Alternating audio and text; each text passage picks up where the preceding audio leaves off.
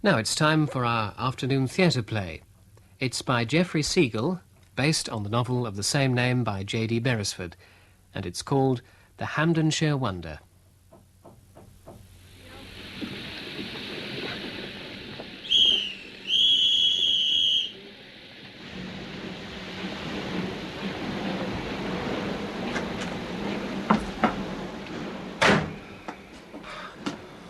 Oh, excuse me. Only just in time, eh? Afraid so. But there's no other train that stops at Aylesworth for an hour or so. Quite. Yes, that's where I'm bound for, Aylesworth. Ah. My heart sank a little at the information. I'm not one who particularly enjoys the conversation of fellow travellers, and I was happy to have the excuse of my breathlessness for making no more than a brief rejoinder. By the time I'd recovered, I was deeply immersed in the book I had with me, and I barely noticed the woman with the child who got on at one of the train's frequent stops. They had been sitting in one of the seats opposite me for some time before I became aware that I was reading and rereading the page open before me. The words there conveyed no meaning to me. My attention was being pulled irresistibly elsewhere. As I looked up, the eyes of the infant sitting demurely on his mother's lap caught my own and held them. Its gaze was steady and clear as that of a normal child, but what differentiated it was the impression one received of calm intelligence. The child turned its head, and I felt my muscles relax. Until then, I had not been conscious that they'd been stiffened. My gaze was released, pushed aside, as it were, and I found myself watching the object of the child's next scrutiny.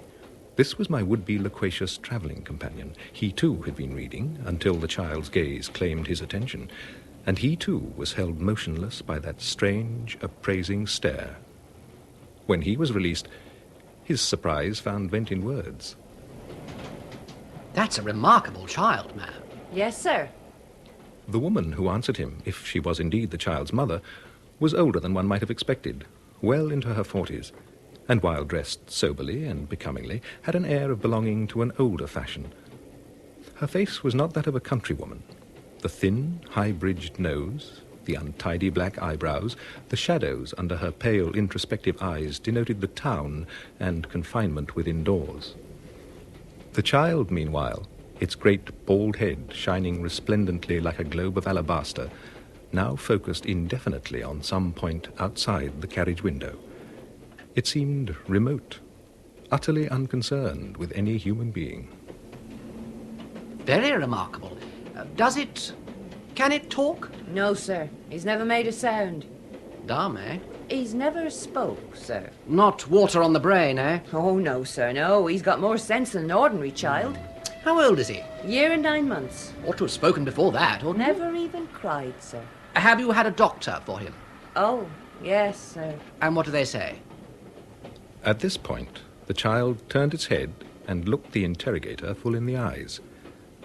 Never in the face of any human being have I seen such an expression of sublime pity and contempt.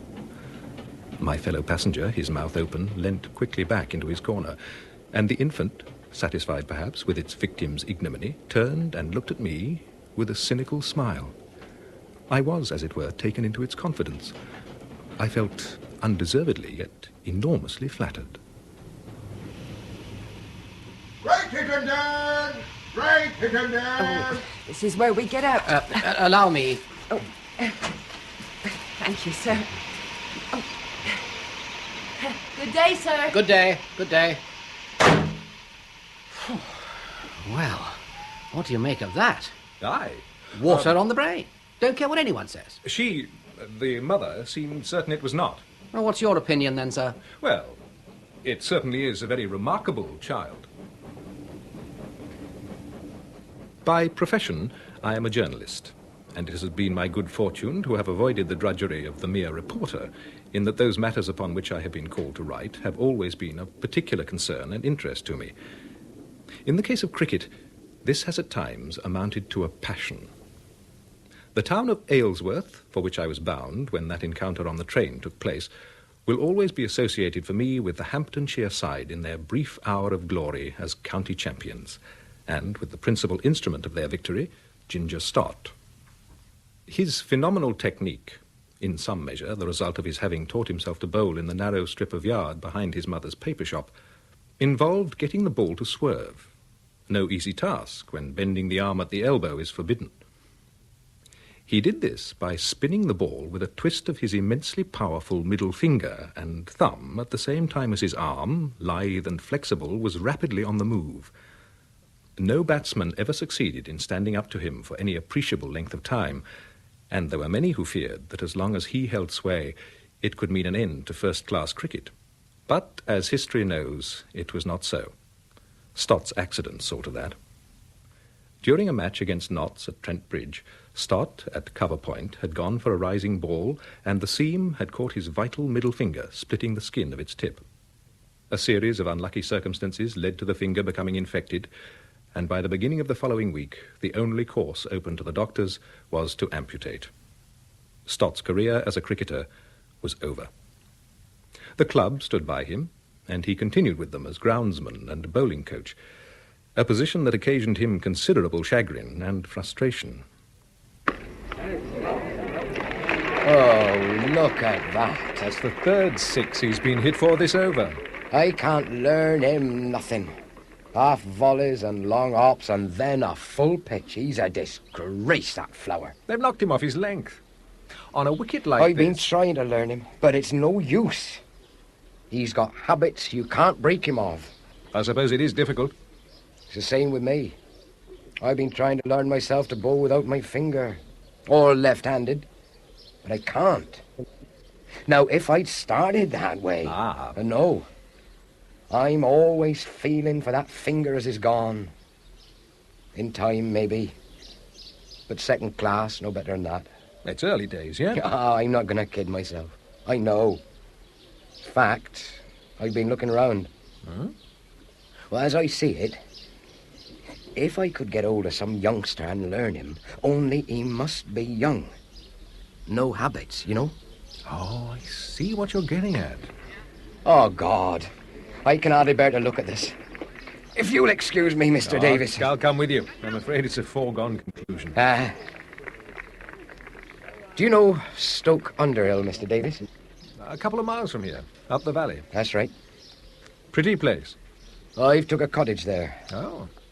You're leaving your mother's place? I'm to be married in a few weeks' time. Oh, well, that's very nice. Of course, your place here is a groundsman. Yes. And the money from the benefit, that's invested. I reckon I can afford it, all right. I'm sure you can. Yeah.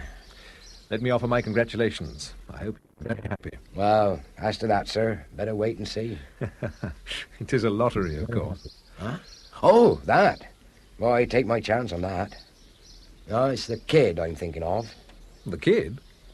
Well, what else would I tie myself up for? I must have a kid of my own and learn him from his cradle.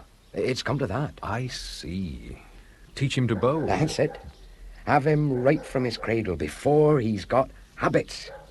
And you hope a boy of your own? Oh, not hope. It's a cert. I'll see no boy of mine touches a ball afore he's 14. And then he'll learn from me, and learn right from the first go off. My God. He'll be a bowler such as has never been.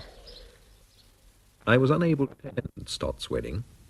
I was, in fact, in America, and the ensuing 2.5 years broke up for a time many of my old habits of thought, among them, amazingly, my devotion to cricket. True, I wondered occasionally about Stott and how his marriage had turned out. Indeed, on the day of that train journey to Aylesworth, passing through Stoke-under-Hill, he had briefly crossed my mind. But the encounter with the child eclipsed all else. Another couple of months of English life, however, and I found myself reverting to old tastes and interests. And although the season had virtually ended, cricket once more began to occupy my thoughts, and with it, curiosity about Stott and his ambition. On inquiry, I learned that he had left Stoke-under-Hill for the village of Pym, and it was a fine Sunday in late September when I set out on the 4-mile walk from Great Hittenden Station. Some distance up a little lane, which had been pointed out to me at the side of the pond, I came upon Stott's dwelling. The door was open, and I peered in. Sitting in a rocking chair was a woman with black, untidy eyebrows, and on her lap, held with rigid attention, was the remarkable baby I had seen in the train 2 months before. As I stood, doubtful, and, I will confess it, intimidated, the child opened his eyes and honoured me with a cold stare.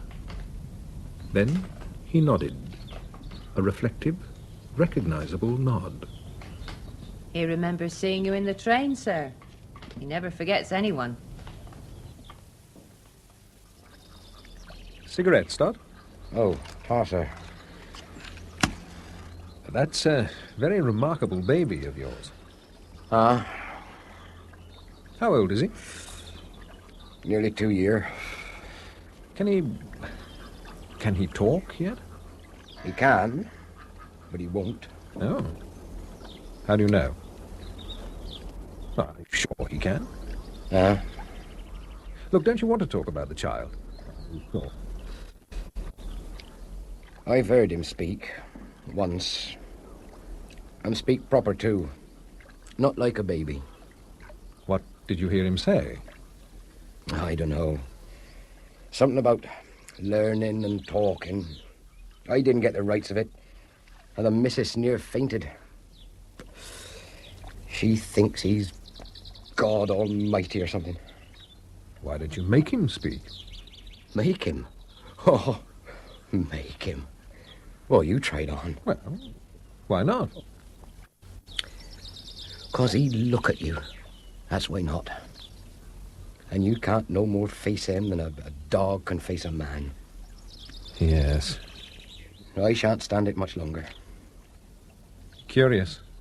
Very curious. He's a blasted freak, that's what he is. Just to think of all the trouble I took when he was coming. There was nothing the missus fancied as I wouldn't get. Not as she was difficult. I mustn't get habits, George, she used to say. Caught that from me. I was always on about that then. You know, the thinking of learning him to bowl. Yes, I remember. Learn him bowling. Oh, my God. Well, No fear. The game's off. Oh, I could have done it if he'd been a decent, ordinary child instead of a blasted freak. can he walk? Yeah, gets about easy enough. For all his body and his legs is so small.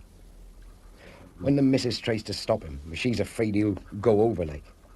He just looks at her. And she has to let him have his own way. The time he spoke, was he alone? In the garden, practicing walking all by himself. And was that the only time? Only time I've heard him. Lately, was this? About 6 weeks ago. But he never made a sound otherwise. Cried, laughed. Hardly. He gives a sort of grunt sometimes when he wants anything. And points. He's very intelligent. Abnormally so. Worse than that. He's a freak, I tell you. Well, I must be on my way. Oh, you're not coming up? Take a bite or something? Well, I have to catch that train. Of course. We don't have many visitors. Now, you are a bit remote here. I'll walk back to the road with you. I suppose, leaving all personal considerations of friendship for the man aside, what was aroused in me most by this strange situation was the journalist, the observer and interpreter. Knowledge of a unique phenomenon had come my way, and, so far as I knew, my way alone. Here was something for me to tell the world about. But it must be something more than the bald facts. And the very next day found me in the reading room of the British Museum looking for precedents, for similarities to which I might relate Ginger Stott and his blasted freak. There had, as I suspected, been similar cases of precocity, but the Stott child, Victor, they had christened him, was somewhat different. At 2, he had done no study, gathered no knowledge from books, nor from any other person, and yet appeared possessed of a wonderful intellect with great powers of memory and deduction. Was he perhaps withholding his energy deliberately, keeping prodigious faculties in reserve, And then it came to me, from a few remembered phrases of his father's. No habits.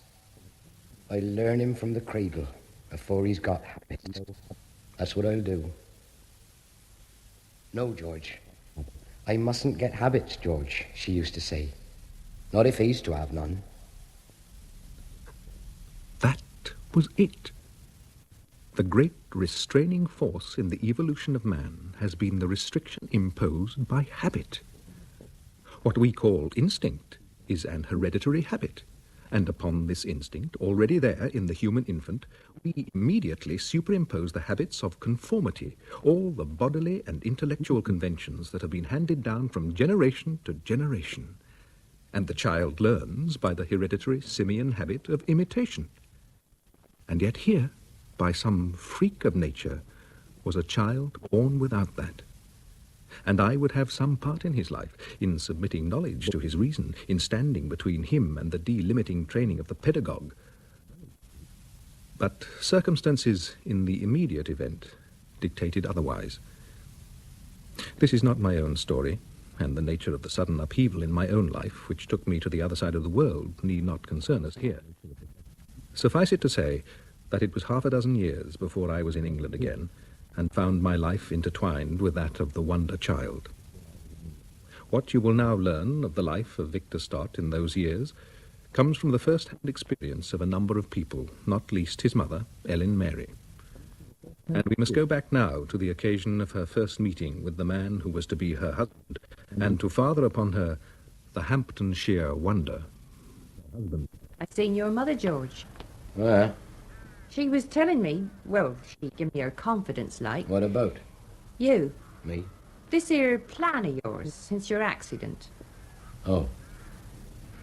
Well, I don't suppose there's no harm you knowing. You're a friend of hers. Still, You know anything about it? What do you mean? Well, you want to have a son. To be the greatest cricketer in the world? Well, the greatest bowler, yeah. Well, you done anything about it? Do you have anyone in mind? Oh, Or his well, mother? You're not keeping company with anyone? no. Well, that's what your mother said. Not much opinion of women, she said. No, not really. I mean, you see a girl trying to throw a cricket ball, huh? Put you off women for life. So how are you going to have a son then? Oh, well, that's different. Is it? He'll need someone to bear him, won't he? Bring him up, look after him. You mean... Someone who knows about your plan for him. Well, go along with it. Keep it in mind all the time she's carrying, not to mention when he's born. No habits. That's what your mum said you wanted, that right? Yeah. And did she tell you that you might... Oh, no. Don't worry, there is some young flighty piece of goods getting her hands on your benefit money. No, what I've come to offer's only my idea. Come to offer? You mean... God, you're a cool one. And a bit forward, eh? Yeah. And I mean to say, you're not all that... Pretty? No, George, but I'm not a fool. Not much book learning, I grant you, but I'm not a fool, never have been. Still, by the time I was 35, I knew for certain I wasn't likely to get a husband. And even if I had, would I have been likely to keep him? This is different.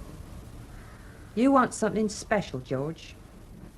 Only thing is, I'm 42 now, so there's not much time. My God. You are a cool one and no mistake. And you hold that against me? You don't care what people will say? No. I know what it is you've set your heart on, George. I'll be a good wife to you. And all being well, I'll give it to you. What do you say? Oh. I don't know. Still, I don't know why not.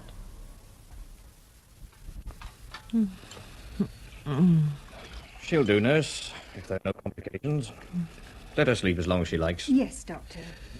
She's a wonderful woman to have delivered such a child alive, especially at her age. It can't live. Never cried after delivery. The worst sign. To be sure, it's a freak of some kind. Nurse, Yes, Doctor. come here. Yes, Doctor. There seems to be complete paralysis of all the motor centres, but the child is not dead. We'll try artificial respiration. Is it worthwhile? Wouldn't it be better to let it die? Let's have none of that talk, nurse. Oh, I'm sorry. Quite outside my experience. No heartbeat, no breath, yet it is indubitably alive. There's the heart. Yes. Yes, beating now. But still no breath. Come along, nurse. Let's move its arms. You know how? Its arms. Poor little thing. It's more like twigs, I grant you, but come along.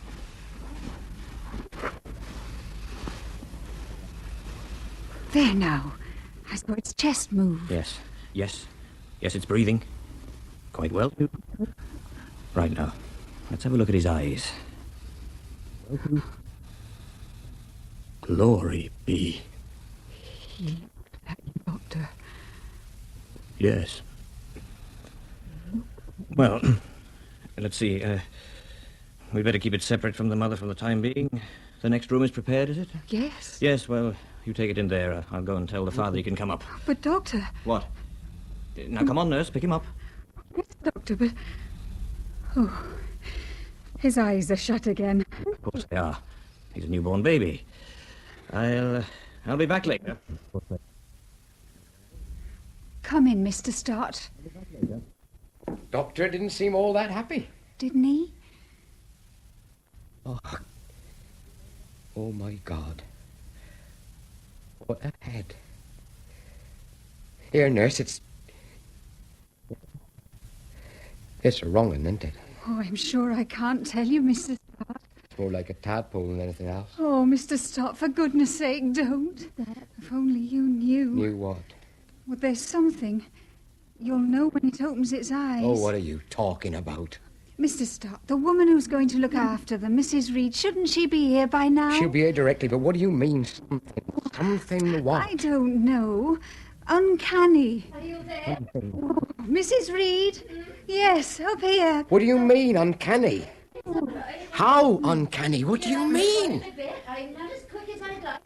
Not upstairs. Shh, quiet. Oh, God. Mrs. Stott's sleeping still, but the baby's in here. Here. In here. Now, let's have a look at him. Oh, dear. Oh, dear, oh, dear. Oh, how unfortunate. And her first, too. Oh, it'll be an idiot, I'm afraid. What? Oh, that head? Mrs. Harrison's third was the very spit of it. Oh, healthy, I dare say. It'll live. But helpless. Learn him everything. Learn him to open his mouth. Learn him to close his hands. Learn him everything. Oh, God. Lord help us. Did you see that? When he opened his eyes, he looked... Oh, Lord help us. He might have been 100 years old, and wise with it. A look like that. Nurse, I don't think it'll be necessary for me to come again. Not come again? I've seen them both every day for a week now, and they're both doing perfectly well. Perfectly well. Well, as could be expected. It's hydrocephalus with the baby, no doubt of that. There's nothing we can do. Perhaps. I don't know, Doctor. No doubt at all. But everything else is normal. Heart, breathing, taking nourishment. Not from the mother, I know, but you and Mrs. Reed are looking after that. So, if I'm wanted, you can easily send for me, all right? Yes, Doctor. I'll bid you good day, then. Good day, Doctor. Good day, good day.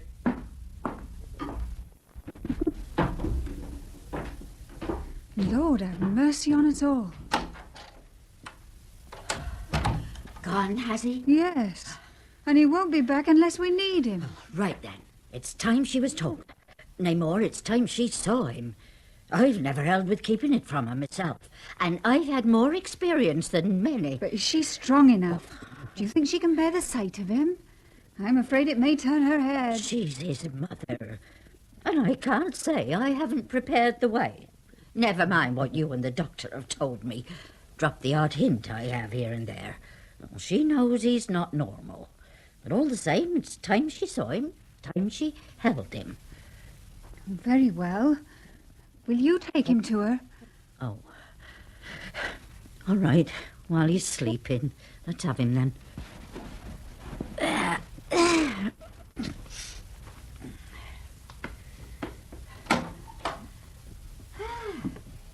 Here he is. Here's your son, dear, at last. Oh.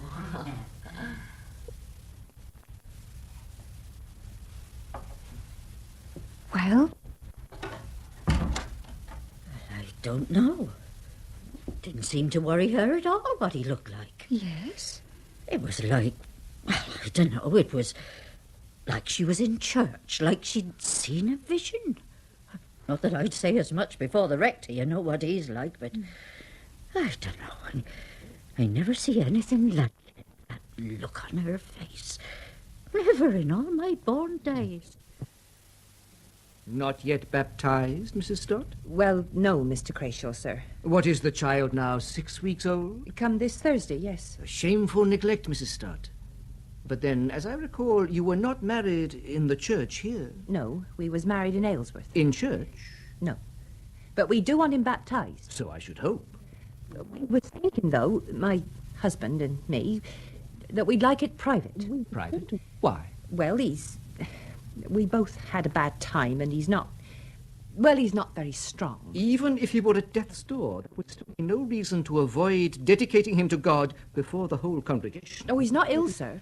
Then I don't see why the recognized practice should be altered, shall we say, this coming Sunday? Well, if we could leave it a little while yet. Leave it? Have you no thought of his immortal soul? Every day delayed puts it in greater peril. Yes, I know. Let me see the child. Where is he?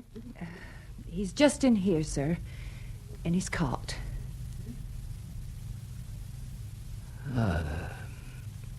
Yes.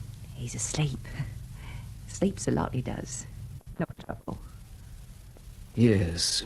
Well, perhaps on second thoughts, a private ceremony might be arranged after all. Do you think so, sir? Yes, to exhibit the child before the congregation yes, if you or your husband would let me know when will be convenient, I'll make the necessary arrangements.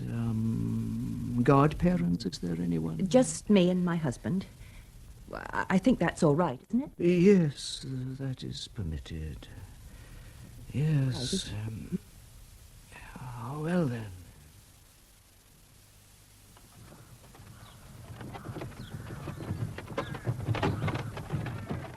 Hello there. How do you do, Crayshaw? Why, Mr. Chalice, this is quite a surprise. I suppose it is. Mind you, I've been back at Chalice Court for more than a week. I hadn't heard. You were away a long time. Best part of 3 years. Tell me, don't you have a new and distinguished parishioner? Oh? Who is that? Such is fame. Victor Stott, the cricketer. Ah, yes. He'd just had his accident when I left. Are the good folk of Stoke Underhill basking in his former glory, or is it all forgotten? I'm afraid the Stott family have a certain notoriety in the parish, but not for that reason. Oh? What then? You don't know about the child. Oh, they have a child. If you can call it that. Tell me. Oh, I baptized it. I'm aware of my Christian duty, privately, of course. And even there I have my doubts as to whether I was right in administering that holy sacrament. Why? What is it? An idiot? Deformed? I would allow, I think, more latitude to medical men.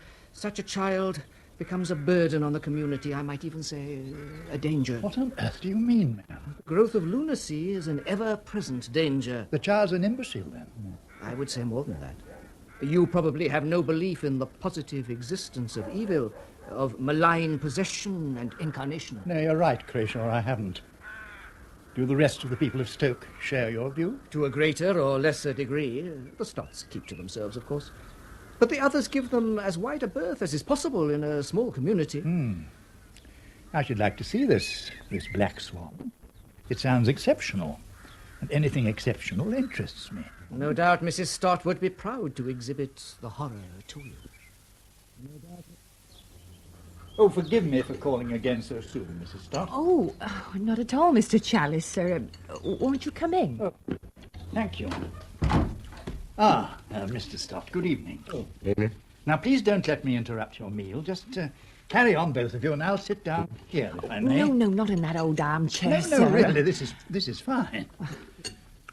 Since I came to see you and your son with the rector yesterday, I've been thinking, would you say you were happy here? Well, Your neighbours, would you say you got on with them? Don't waste my time on them.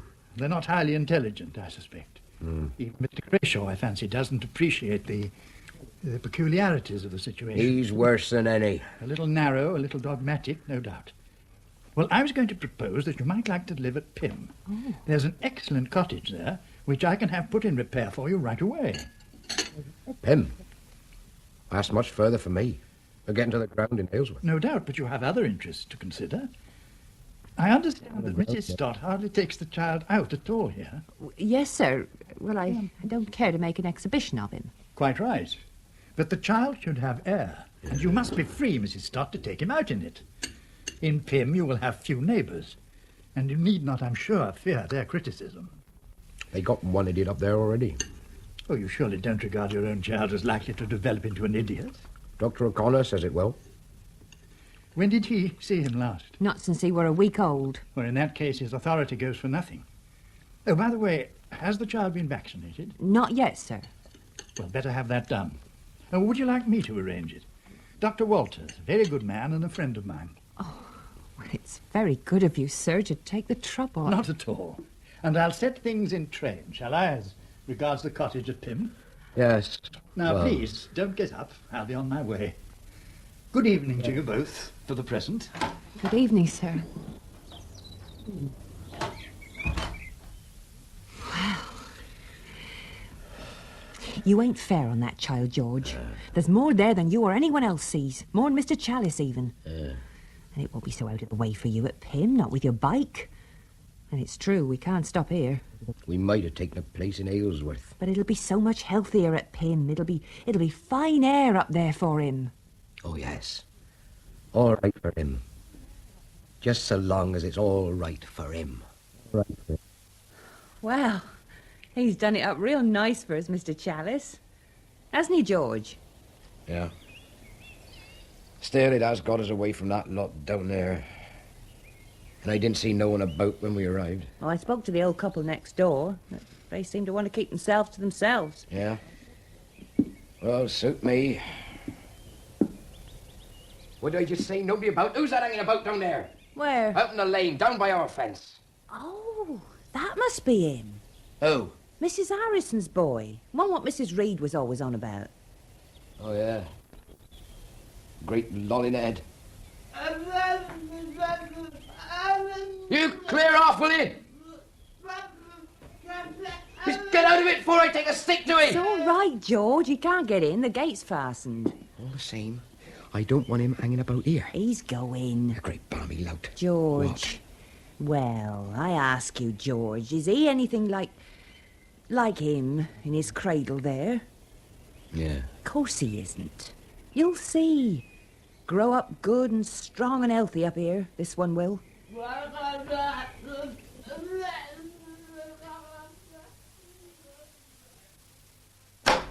I'm here. Here's my tea. George, thought I heard you. Just getting your tea. That child's in my chair.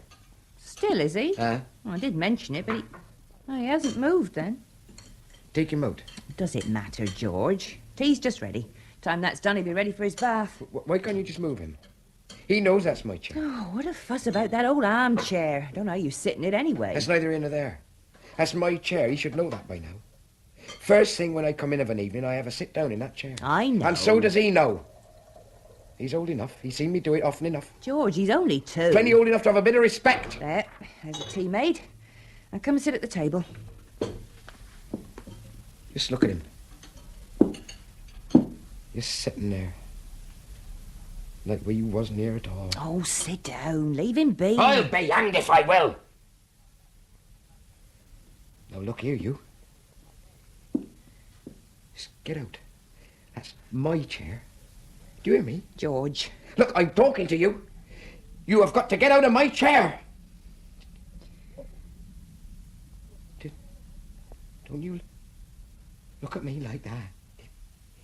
You've got to get out of my... I'll make you. Oh, no. God damn him. God damn him! Who is God?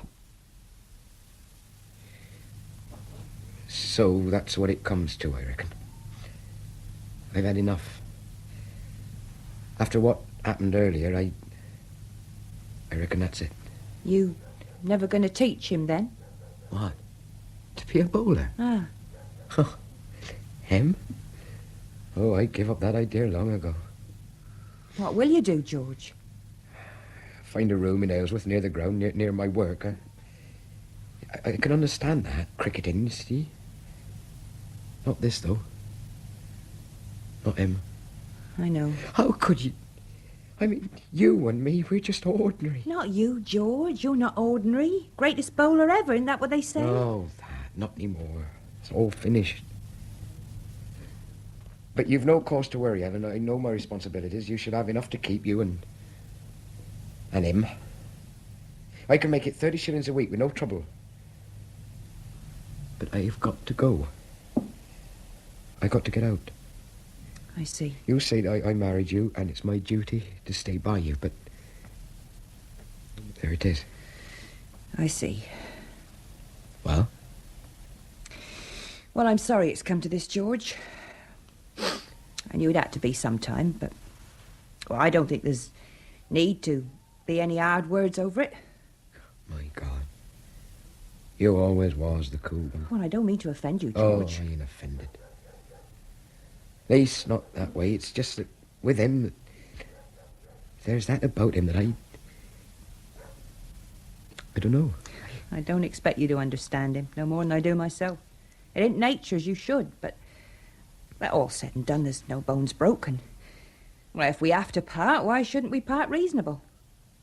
Fair enough. I'll go tomorrow. George, don't wish him no harm. He's different to us, and we don't understand him proper. Someday... I don't wish him no harm.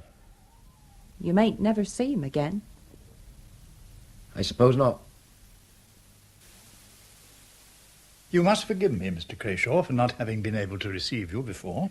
I was not even aware until recently that you had returned to Chalice Court. Well, I have been back for some months, but occupied in a task that has required my undivided attention. Indeed. A work of scholarship, Mr. Crayshaw. It's time I put something of what I've gained from my travels to good use. I'm preparing a monograph for the Royal Anthropological Institute. Mr. Lewis, whom I think you've met, is assisting me. Oh, but there. So much for my excuses for not seeing you before. Your letter implied that it was a matter of some moment. Yes, it is.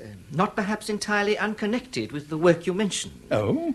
No Polynesians come to settle in Stoke, have they? On broad lines connected, anthropological lines. Go on. You may remember that abnormal child of the Stotts. They were my parishioners. Oh, yes. They moved to Pym, 3 years ago. And the child? Its development has upset me in a most unusual way. I really believe you are the only person who can give me any intelligent assistance in the matter. Oh, very good of you. You see, I happen to be the child's godfather. Really? By the merest accident. The baptism was a private ceremony, just the parents present, and therefore I, as the rubric ordains, stood as second godfather. So you have responsibilities? Undoubtedly. I am aware that on one point I can expect little sympathy from you, but I make an appeal to you, nevertheless, as a man of science and as a magistrate, for assistance. What do you want me to do, Mr. Crayshaw? Have the child certified as an idiot and sent to an asylum. On what grounds? He is undoubtedly lacking mentally, and his influence is, or maybe, malignant. Oh, yes, you hinted as much, I remember, when you first told me about him. In what way does this malignity manifest itself? He has denied God. I see. I have myself heard this infant of 4 years utter the most abhorrent blasphemy. That's bad. I think you'll agree with me that something should be done. Well, can you give me some details? They are most repugnant to me. I understand, but if you want my assistance... Although they are no longer my parishioners, I thought it my duty as his godfather to see to his spiritual welfare. However, when I went to Pym some months ago, the mother would not permit me to see him. However, a few weeks back, I met him on the common alone. And then? I spoke to him, and he replied with an abstracted air, and without looking at me. He has not the appearance in any way of a normal child. No, that's true. A very large head, almost hydrocephalic, as I recollect, but with an abnormally intelligent expression. You may have seen it as that. However, I asked him if he knew his catechism. He replied that he did not know the word. I may mention that he speaks the dialect of the common people hereabouts, but he has a much larger vocabulary. His mother has taught him to read, it appears. Well, at 4 years of age, that would argue some degree of intelligence. I then spoke to him of some of the broad principles of the Church's teaching.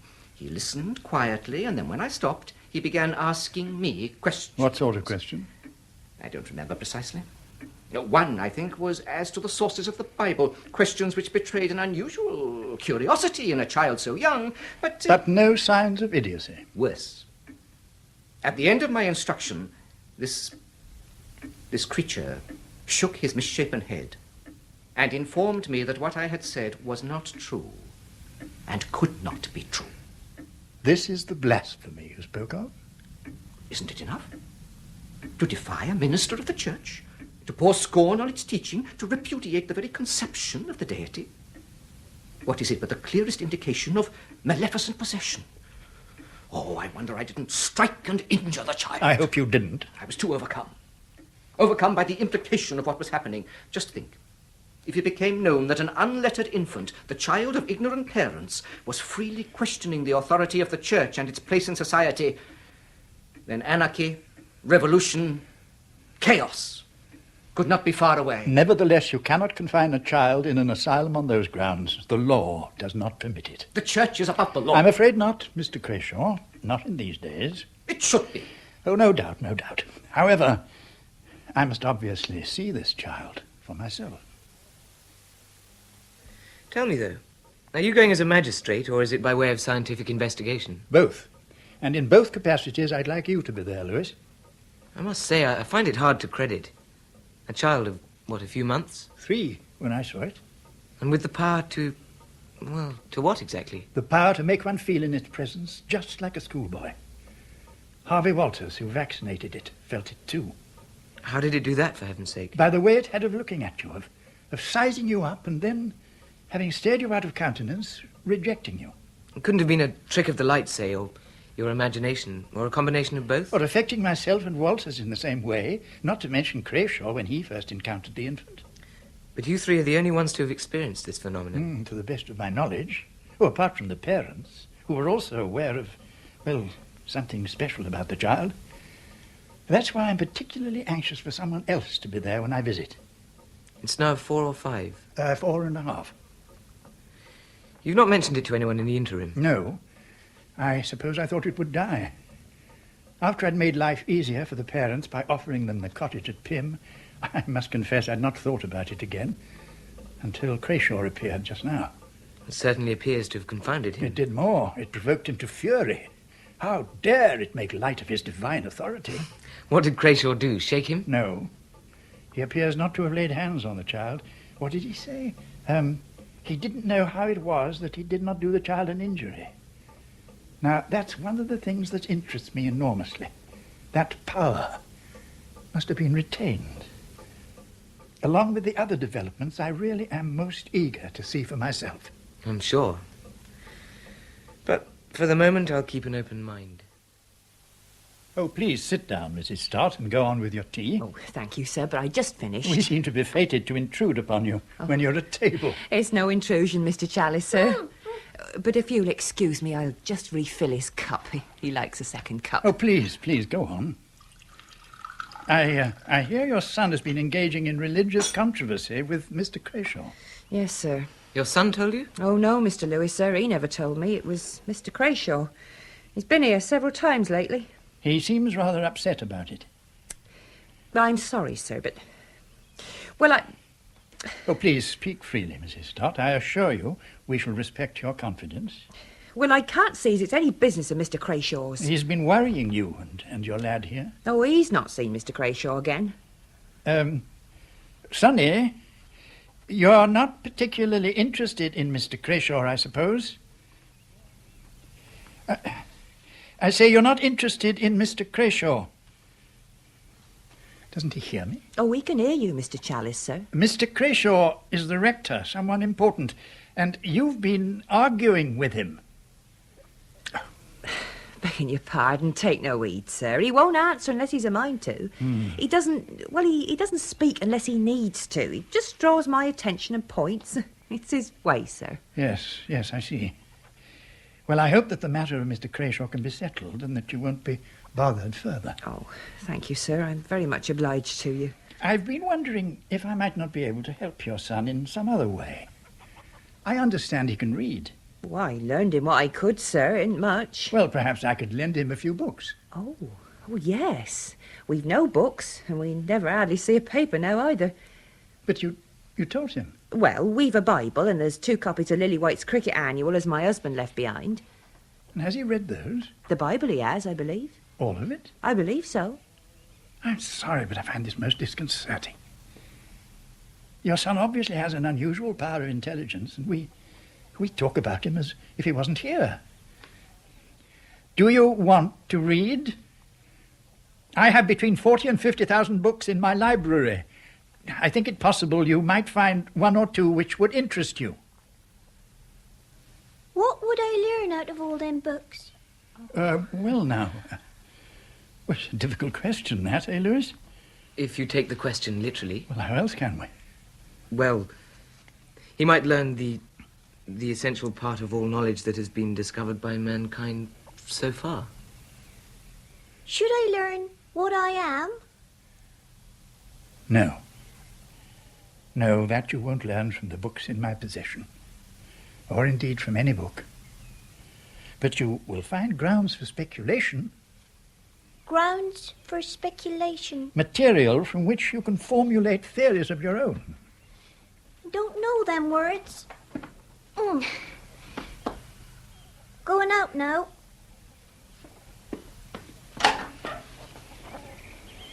I'll come to your library. You let him go out by himself? Oh, he likes to be in the air, sir. You have to let him go his own way. Oh, yes, sir. Well, I'll send the governor's cart for him tomorrow morning at 10 o'clock. Oh, that is, of course, if you've no objection to his coming. He said he'd come, sir. I wonder if letting him browse in my library may not be such a wise thing after all. Why not? Well, if that child has all the powers I credit him with, think of the possibilities of original thought if he's kept unsullied by our traditional habits of learning. But surely some groundwork is necessary. Is it? I wonder. I sometimes doubt whether we've ever learned anything at all that is worth knowing. Perhaps that child, if he were kept away from books... The thing is done now. Yes, indeed. And in any case, he'd never have been able to dodge the school attendance officer. Have you read all these? In effect, perhaps. Every one? No, but I might say I have a nodding acquaintance with what's contained in the greater part of them. Book about words. A dictionary? Of course. What do you think, Lewis? Why not? You've the latest production of the century. All the volumes are there. Why not? Chair. There. Oh, no, it'll be a bit low for you. Something to raise him up, Lewis. Books to sit on, too, eh? The Britannica should be about the right size. 6 volumes, the India paper edition. Here, these should do it. Yes, splendid. Now, if you can climb up, or shall I lift you up? Fine. Now, this is volume 1, starting with letter A. Go. But don't you want me to explain? Oh, if you've never seen a dictionary before... Leave me. But... I should leave him to it, Mr. Chalice. He's taking no account of us. We might just as well not be here.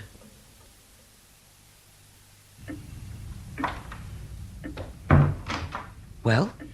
He took a biscuit and drank some milk without even looking up. How far has he got? Well on in letter A. Still with volume 1 in front of him? Yes. He's consistent. Ah. You've changed your view, then? No. He could be humbugging us.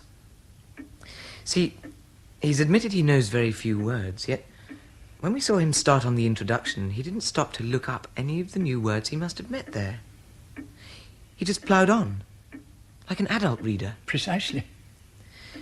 Is it possible he could actually be reading as fast as that? No, he's pretending for our benefit whenever one of us is near. I don't think so. What's your explanation, then? I think he's committing it to memory. What? They say that Macaulay had a phenomenal memory as a child. It's conceivable that this one outclasses him. The boy is in effect learning the whole dictionary by half from page 1, intending to collate it all later in his mind. Oh, come. Why not? The concentration is there.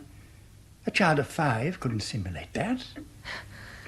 It's too far-fetched. Think of the gap between your intellectual powers and that of, say, a Polynesian savage. It's possible that this child's powers equally transcend our own. I think you're theorizing on too little evidence. Ah, yes, you're right. We must wait. Ah, Heathcote, tell me, has the Stott child left the house? I've not seen him, sir. Well, then someone must have opened the library door. The handle's too high for him to reach. The maids are off this afternoon, sir, and I certainly didn't. This window's open. What? Well, he could hardly... He has, though. His footprints are in the flower bed. There. By Jove, yes. And see what he's done to the daffodils. Cheeky little brute. Yes, but the logic of it. He didn't waste time trying to attract attention, just decided it was time to go and went by the shortest route. Heathcote, you'd better send Jessup over to Pym. See if he's home safely. Yes, sir. Begging your pardon, sir. Yes? Will the child be coming again? I hope so. Jessup has been told to collect him each morning, and you don't look very happy, Heathcote. I'm sure it's not my place to comment, sir. Regard it as another of my eccentricities. Eh, Heathcote? Very good, sir. I'll go and tell Jessup. A glass of milk and a plate of bread and butter every day at lunchtime. That's the order. To be taken to the library. Though I don't mind telling you, it gives me the creeps. And never in all my born days did I think to see a melon-headed imp in a cricket cap ordering the master about like that. I just don't know what we're coming to, I'm sure. The dictionary from A to Z in 5 days. Already at M in the Britannica, and still that same concentration, same rate of reading, always the same. I can't resist looking in on him, time and time again. When he left last evening, he was at the end of W. He's obviously just finishing the last article in the final volume.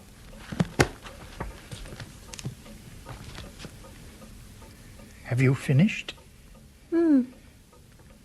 All this. All this? Yes? All this. Yes. Yes, tell me. Tell me, what do you think of all this? So elementary, inchoate, a disjunctive patchwork. If this presents, in essence, the sum of human knowledge, then...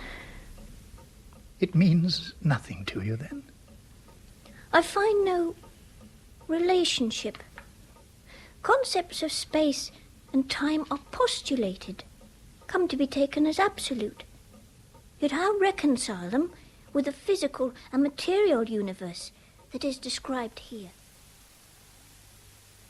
Leading to philosophies which are no longer systems of thought, analysing, specifying, working deductively or inductively. Ethical basis for conduct, when all the time the spheres in which these creeds operate. And that same history, which forms so critical an element in politics, how is it used? How does it function? And as to the underlying motivations, what function? What purpose? Why? These appear not to be cared about.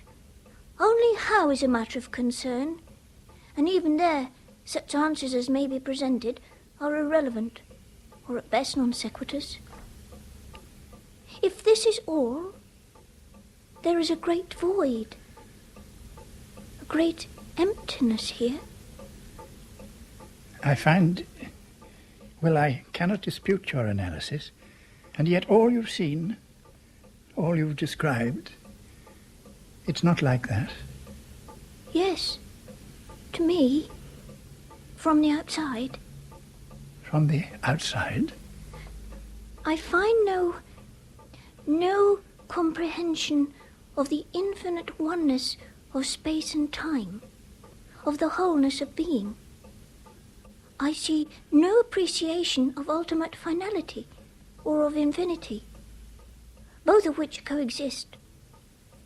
How can we appreciate either? How can you not? It isn't in us. Not yet. Not yet. Is there then no one else that sees? Is there none of my kind? Is this all? There is none of your kind. May I introduce Mr. Foreman? Oh, how do you do? How do you do? Fine day. Yes, indeed. Well, Mr. Crayshaw, you asked me to call. Yes. The child Victor Stott. I gather that for some time now he's been spending the greater part of his day playing in your library. If you remember, I undertook to find some way of diverting his mind, so as to prevent him speaking against religion to the yokels. Seems quite a character, if I may say so. He hasn't been offending in that way. No, but neither does he receive instruction in any sacred subject, nor, for that matter, attend Sunday school or any place of worship. Well, what is it you want me to do now? Possibly you've realized that the child is well past his 5th birthday. I suppose he must be. Past the age at which the state requires him to receive the elements of education. Eh? Time he went to school. I've been after him, you know. I'm the attendance officer for the district. It's a serious matter. Come now. Oh, forgive me. Of course you don't know, you can't possibly know the utter absurdity of putting that child to recite the multiplication table with village infants of his own age. I fail to see any absurdity in the proposition, Mr. Chalice. 5 is the age fixed by the state. Well, how can I explain? Let me take an instance. You teach him the elements of arithmetic. It's part of the curriculum. Well, I've only had one true conversation with this child, but in the course of it he had occasion to refer, by way of illustration, to some abstruse theorem of the differential calculus. His aim was to make his meaning clear on the particular point. Though I may say the illustration was utterly beyond me. God bless me. You don't say so. The reference was an act of intellectual condescension. If the child is, as you infer, some sort of mathematical genius, and it's true there have been instances in history, he would not, of course, receive elementary instruction in that subject. You would not find any subject, believe me, Crayshaw, in which he could be instructed by any teacher in a council school. There I cannot agree with you. He is sadly in need of some religious instruction. He would not get that in a council school. No, indeed. Why not bring the child here and let the Reverend Mr. Crayshaw or myself put a few questions to him? If I brought him, he wouldn't answer your questions. He's very difficult to deal with. Oh, is he? Of course, I've not spoken to him. In any case, the decision does not rest with us. No, it rests with the local authority. Which has the right to prosecute. The parent is responsible, may be brought before a magistrate and fined for the first offence. I shan't fine her if she comes before me. Well, of course, no one wishes to proceed to extremes, but you, Mr. Chalice, are the one who has most influence in the matter. I cannot believe that you will go against the established authority of both church and state, if only for the sake of example. Mr. Crayshaw, regulations, laws, religious and lay authorities come into existence in order to deal with the rule, the average. But if we are reasoning, intelligent people, we must also have some means of dealing with the exception, for whom a particular law can have no application. Are we to exhibit a crass stupidity by enforcing it? Or are we, as reasoning, intelligent men, going to take the case into our own hands and act according to the dictates of common sense? I don't agree with you. I don't consider this an exception. You must agree with me, Crayshaw. I have a certain amount of influence, and I shall use it. In that case, I shall fight you to the bitter end. I am determined that this infidel child shall go to school, that he shall find and occupy his preordained place in the order of society. Quite right. Very right. I think you will be better advised to let the matter rest. It's possible. I shall fight. Very well. As you think best. I don't know if you're aware, Mrs. Stott, that the English education system requires every child to attend school from the age of 5, unless the parents are able to provide approved instruction elsewhere. No, sir, I didn't know. The Elementary Education Act of 1870 and its subsequent amendments. Yes. Ah. Now, there is an individual... Oh, well, why shouldn't you know? It's the Reverend Mr. Crayshaw again, who insists that you should attend the elementary school. Oh, I thought we were shot of him, sir. I have argued with him. I've also seen this afternoon, in point of fact, a friend of mine, who is chairman of the Education Authority. What has emerged is that you can't be exempted unless you're able to convince the authority that you should be. Cannot you stand in loco parentis? Oh, in that I am providing you with an education. Yes. There's still Crayshaw to deal with. Inform him. He can't or won't understand. I know these things must seem to you utterly absurd, but I'm sure you realize that you are an exception to the world about us. People like Crayshaw, like myself, indeed all of us, from the meanest to the greatest minds of the day, are not subject to the fine logic you exercise.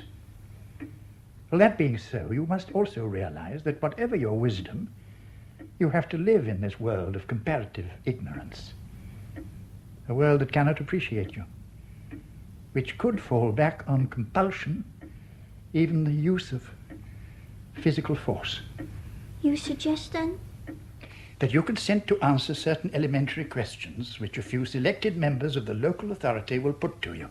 What are these members? There are 4 of them. Their chairman, he's the friend I mentioned, Sir Dean Elmer. He's a man of open mind, an amateur scientist of some note, with a progressive outlook. And then there's the former mayor, Councillor Purvis. Oh, he's the grocer, Purvis and Company. You'll know the shop, Mrs. Stott, in the square at Aylesworth. Oh, yes, sir. Well, ain't he another churchman, though? A lay preacher, I believe. But on the authority, he represents the trading interest. The other 2? The headmaster of the grammar school, Mr. Stephen. So that's another man of learning. And finally, there's Mr. Standing, who's the political appointee. Will you be there, sir? Yes. Oh, and Crayshaw, I'm afraid. Oh. But the examination will be conducted here, in the library, so there will be minimal interruption in your studies. Now, will you consent? I'll answer their questions. Let them come. Well, I think, Stephen, you're best placed to conduct the examination. Will you open the proceedings? Yes, very well. Now then, tell me, what is the square root of 226? 15.03329 to 5 places. Dear me. Is that right? I think so. 225 is 15 squared. What's so, that book he's got in front of him? It's not a crib, is it? May I see? Ah, yes, Spinoza, the short treatise. Van Floten's Dutch text and Latin translation. Huh? Well, what's all that about, then? It has nothing to do with elementary arithmetic. Mr. Stephen will reassure you on that point. Certainly. All right, then. What does half a stone of loaf sugar at 2 3 farthings come to? Don't recognise the terminology employed. What is 7 times 2 3/4? 19.25. What's that in shillings? 1.60416. Wrong. I think not, Mr. Purvis. Hey? The examinee has given the correct mathematical answer to 5 places of decimals, so far as I can check him mentally. Well, seems to have gone a long way round. Just to do a sum as any 5th standard child could do in his head. Yeah. I'll give him another. I thought Mr. Stephen had been delegated to conduct the first part of this examination. Yes, will you go on, Mr. Stephen? Perhaps something a little more advanced. What is the binomial theorem? A formula for writing down the coefficient of any stated term in the expansion of any stated power of a given binomial. I am satisfied under this head. Oh, beyond me, I don't mind saying so. I think, Mr. Chairman, we've had enough theoretical arithmetic. There's a few practical questions I'd like to put. Yes, Mr. Purvis. Yeah. How old was our Lord when he began his ministry? Uncertain. Huh. Well, come now. Any Sunday school child knows that. Of course. Of course. Mr. Crayshaw, please. Are you sure, Mr. Purvis, you've understood the purport of the answer? Oh, of course I am. I asked how old our Lord was when he began his ministry, and he says he is uncertain. He meant that the answer to your question is uncertain. Well, how's that? I have always understood it Quite, but what we've always understood does not always correspond to the actual fact. If you don't mind, Chalice. Now, what did you intend by your answer?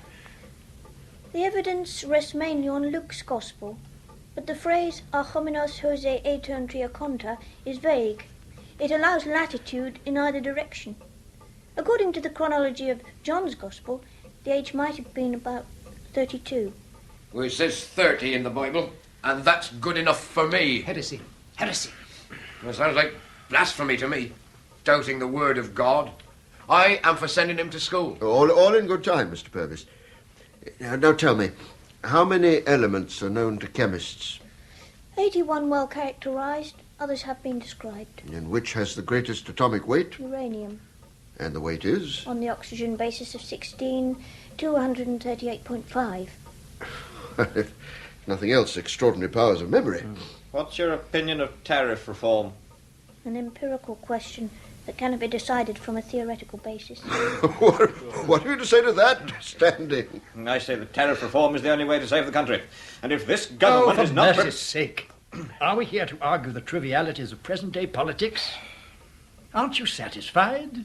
What more evidence do you need? I'm not satisfied, and nor is the Reverend Crayshaw, I fancy. He has no vote. Elmer, what do you say? I think we may say that the child has been and is being educated satisfactorily elsewhere, and that he need not attend the elementary school. On a point of order, Mr. Chairman, is that what you put to the meeting? Well, this is quite informal. Our findings will be put to the full education committee. That's all very well. Well, shall we argue the point in the other room? Yes, certainly. And our examinee can get back to his Spinoza. I apologize for my fellow children. No more. What do you mean? They are the last. Your kind have no interest in truth. So no more. Of these events in the life of Victor Stott, the Hampdenshire Wonder, I, of course, at the time knew nothing. Now, on my returning, however, it was to that corner of Hampdenshire and to Pym itself that my steps turned. The vagaries of fortune had provided me with the means and the leisure to fulfill an old ambition, to write a book, a work of philosophy which would attempt to reconcile a conflicting variety of viewpoints and theories. Those former visits of mine to Pym had established it, by its very isolation, as an ideal place to embark on such a task, and I had engaged a room for the summer at a local farm. Hold on to your luggage, Mr. Davis. We're going to have to pull over to the side here. Let this lot pass us by. Come on, girl. There's not a lot of room on the road. Can't rightly call it a road. Disgrace it is. Whoa, no, girl. They're well and truly loaded. Someone moving house? Ah.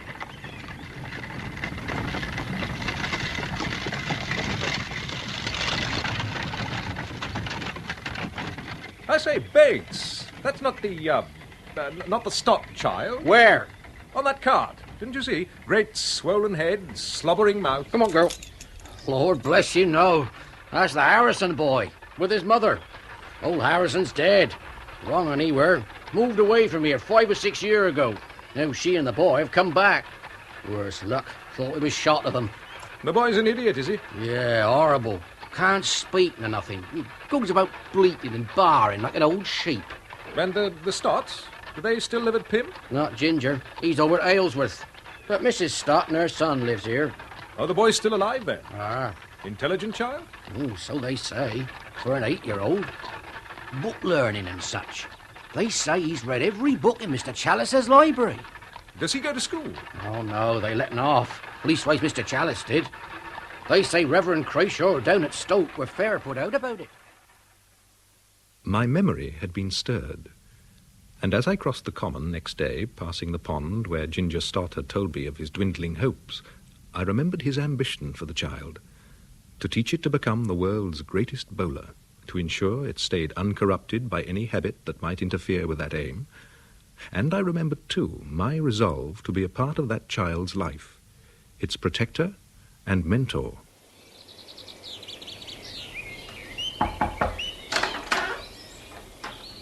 May I come in? Mr. Davis, yes, please do. How are you, Mrs. Stott? Oh, we're both very well, thank you. And yourself? It's a long time. It is indeed.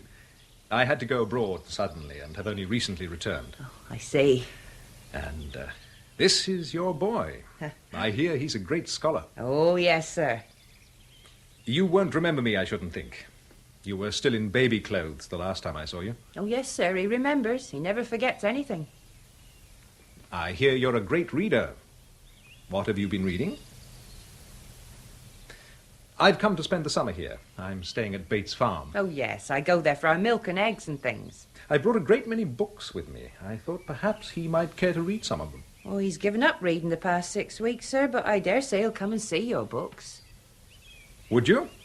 No. I beg your pardon? He'll go with you. Now. Oh, splendid. Ah, Mrs. Stott. Oh. Just calling for your provisions. That's right, sir. The lad got home all right last evening. Oh, yes, he's used to coming and going as he pleases, ever since he could first walk. Mrs. Stott, I want to understand about your son. Yes, well, he hardly ever speaks to me. But you understand each other. In some ways, sir. What perturbs me is, well, what is he going to do? When he grows up, I mean. I can't say, sir. We must leave that to him.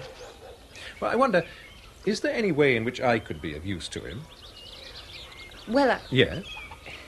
there is a way you could help him if you would. Well, tell me. Well, I hope I'm not asking too much. What is it?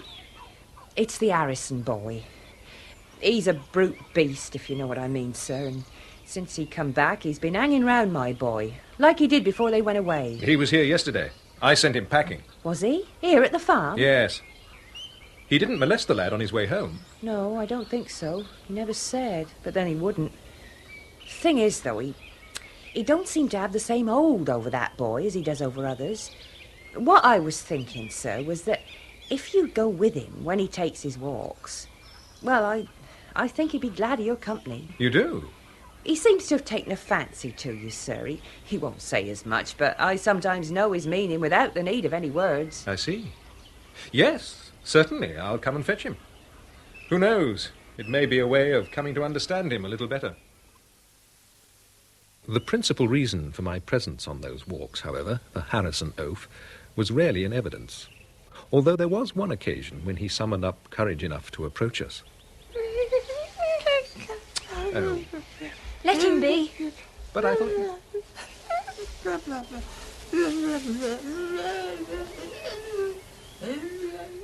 The idiot's behaviour was that of a nervous puppy wishing to propitiate some as yet unknown master. He was within a few feet of us, crouching and wriggling in the grass, when the Wonder gave him one of his deliberate, devastating stares that I remembered so well from that first encounter on the train. The idiot, however, regarded this as a sign of encouragement, and he came nearer still, at last reaching out a hand to touch the boy he so curiously regarded as a playmate. No. Send him away. All right, that'll do. Send him away. Get away, will you? Go on, or you'll feel my stick about you.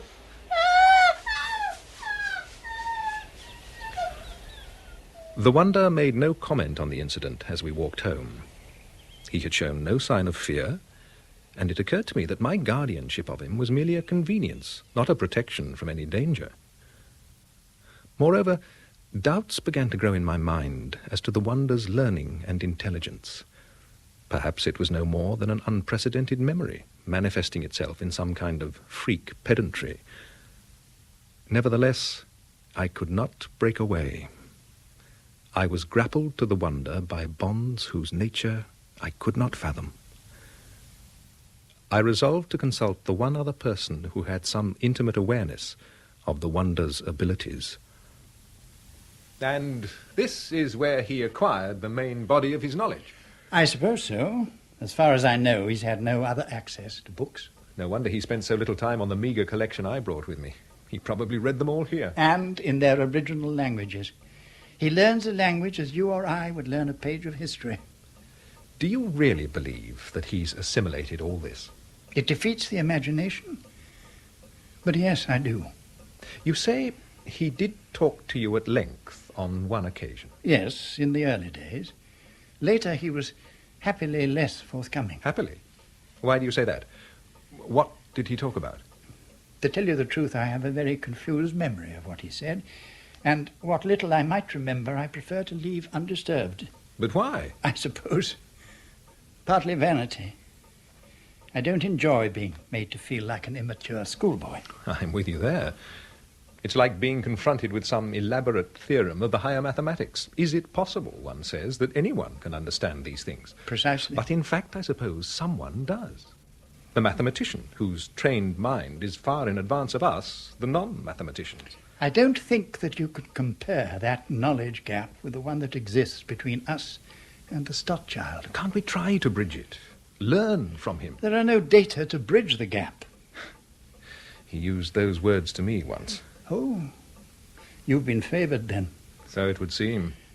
In man's few thousand years on earth so far, it's only a feeble store of knowledge that he has accumulated. I suppose this library contains a fair summary of it. Over the years, other books will be added to it as step-by-step knowledge is increased. But it is only step-by-step. Nevertheless, it seems to me that this child knows a great many things which we have been patiently trying to discover since the dawn of civilization. I admit that. But, well, I don't think I want to know. He could give us the key, I'm sure of that. We're not ready for it. You can't teach metaphysics to children. I shall go on. There are those moments of almost comprehension, occasional flashes of illumination. Somehow this vast resource must be tapped. Yes, I shall go on. This newly found resolve had taken the best part of a day to grow in me. I had gone to Chalice Court early in the morning, stayed for lunch, and as a result missed my afternoon appointment to accompany the Wonder. As I entered my lodging at Bates Farm, I was confronted by an anxious figure. He's not with you? Mrs. Stott. Have you seen him? No. I'm sorry I didn't come to collect him today, but I was He delayed. hasn't been into his tea. I've been up on the common looking for him. Well, he may have made a mistake in the time. He never makes a mistake in the time. He always knows the time to the minute without clock or watch. Why did you leave him alone? I have said I'm sorry. And it isn't as if he's not used to going out on his own. He's never been late before, not a minute. And now it's an hour after his time. Come now, calm yourself. He may even be at home by now. Let's go and see. But the child was not there, and it was not long before the woman's agitation began to affect me. I sent a neighbour to notify Chalice, and meeting Bates in the lane, told him to find out if any of his people had seen the boy, and if not, to start searching the common. When I arrived back at the cottage, the sun was already setting. I met Chalice in the lane. Has he come back? No. There'll be a mad woman in that cottage if we don't find him by nightfall. I've been up Dean Hill. There was no sign of him there. Ah, Heathcote, any news? Not between here and the court, sir. Well, take our people and try the woods. Well, I shan't be able to do much tonight, sir. It'll be dark in half an hour. Well, do what you can in half an hour. Oh, very good, sir. He's such a little chap. It would be easy to miss him if he were unconscious. Darkness fell, and with it the rain came, and still the Wonder had not been found. Mrs. Bates stayed with Ellen Mary, and the two kept their silent vigil. I pictured them in the cottage, and wondered how near the latter was to the limit of human endurance. But, lulled by the rain, I eventually fell asleep. Once during the night, I awoke suddenly, and thought I heard a long wailing cry out on the common. But when I got up and looked out, and the cry was not repeated, I wasn't sure whether or not I had dreamed it. Another image, between sleeping and waking, had me sitting bolt upright as the daylight streamed in. The pond. No one had looked in the pond.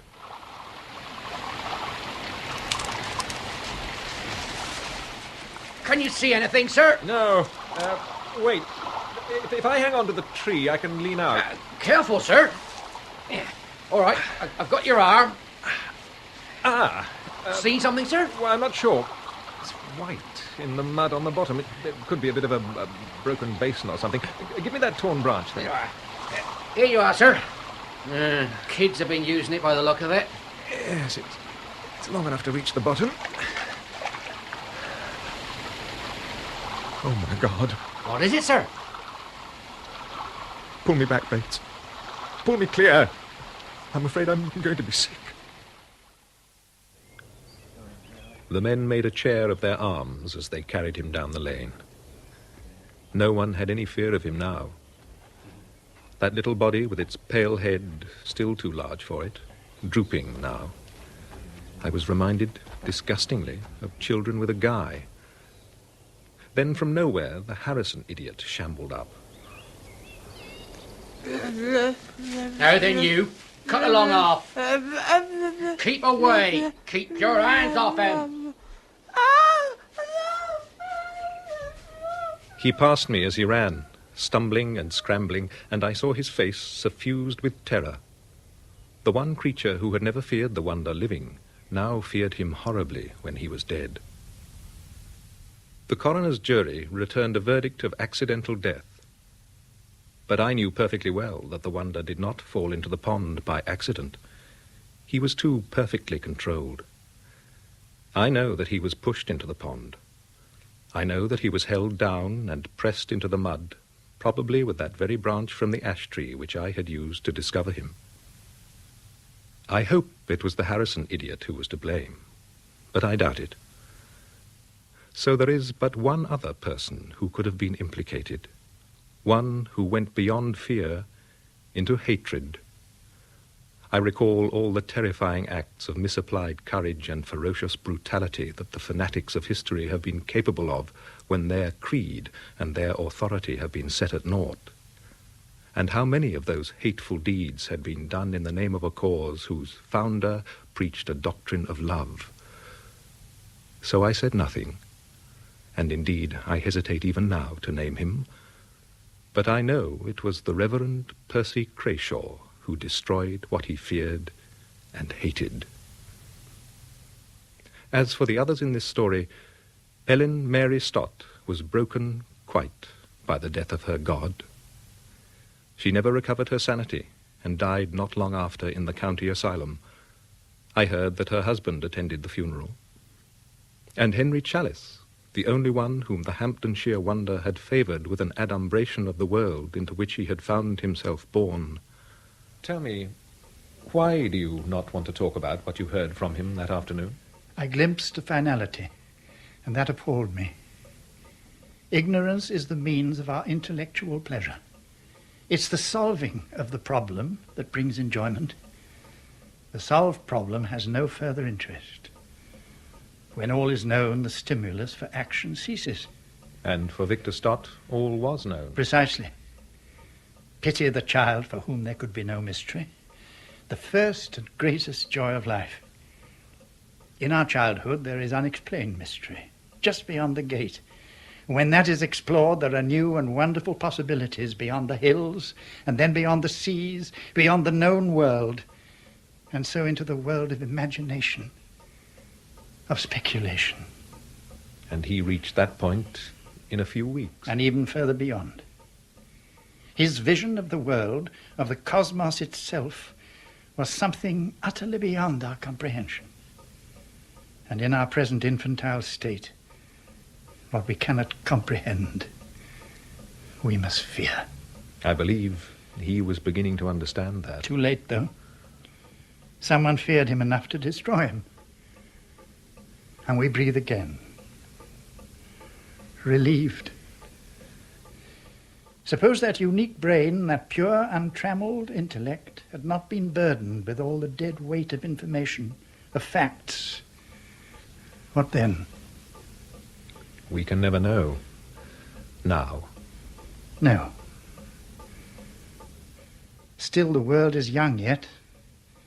Let's play in the nursery of our times. The day will come when humanity has grown to his mental stature. But not in our day. Not for 1,000 years. The Wonder is buried in the churchyard over at Chilborough, well away from the Reverend Percy Crayshaw's parish. The stone bears the initials V.S. and a date. People speak of him as that poor little boy of Mrs. Stott's. No one remembers that he had been in any way different from other poor little fellows who had died an untimely death.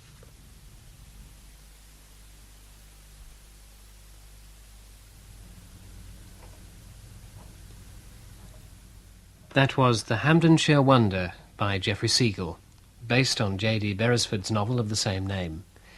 The narrator, John Davis, was played by Jonathan Newth. Ginger Stott was Steve Hodson, Mary Ellen Stott, Carol Boyd, and Victor Stott, Vicky Ireland. Henry Challis, Richard Herndl, the Reverend Percy Crayshaw, Hugh Dixon, Dr. O'Connor, Crawford Logan, the nurse, Penelope Brownjohn, Mrs. Reed, Catherine Parr. Gregory Lewis was Richard Gibson, Heathcote, John Forbes Robertson, the Harrison boy, Robin Langford. Mr. Stephen, Frank Ellis, Mr. Foreman, Bruce Alexander, Sir Dean Elmer, Geoffrey Segal, and Bates and the man on the train, David Goodison. Mr. Purvis and Mr. Standing were played by Steve Hodson and Crawford Logan. The Hampdenshire Wonder was directed by Christopher Venning.